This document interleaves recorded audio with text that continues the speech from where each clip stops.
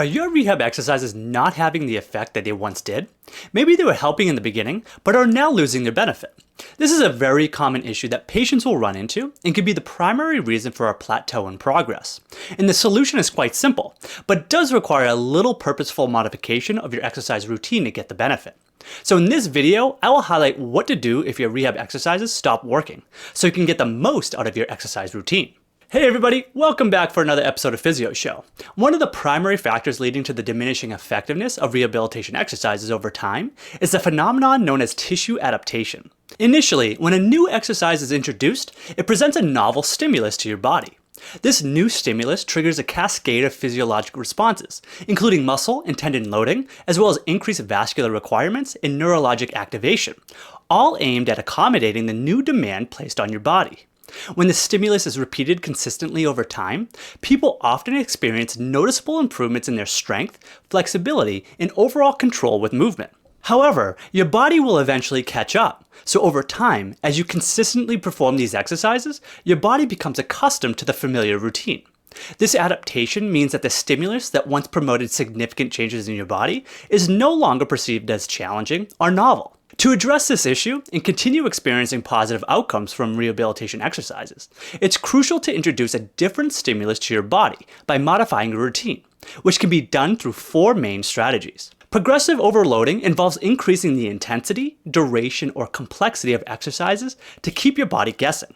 The easiest way to ensure that you are challenging your body enough is using the rate of perceived exertion scale, which simply means how hard is the exercise you are performing on a scale of 0 to 10, with 10 being the most challenging. If your form looks good and pain is not a limitation, you should be around the upper end of the scale by the end of the exercise. I shoot for at least a 7 out of 10 with good form to ensure that the load of the exercise is sufficient enough to promote tissue adaptation. Now, I would not suggest using this strategy for a long period of time consistently, as constantly stressing your body at a high intensity can result in overuse injuries. The next strategy can be paired with progressive overloading to minimize the risk of overuse. Incorporating different exercises or alternating parameters such as sets, reps, or resistance to introduce novelty is another great way to keep your body guessing and stimulate further tissue adaptation.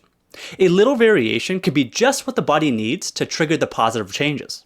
You can do anything from rotating between different exercises that target the same muscle groups, rearranging the sequence of exercises in your workout routine, or even trying different types of exercises, such as bodyweight exercises, free weights, resistance bands, or machine-based exercises. But simply changing the weights and types of exercises is not the only way to stimulate change.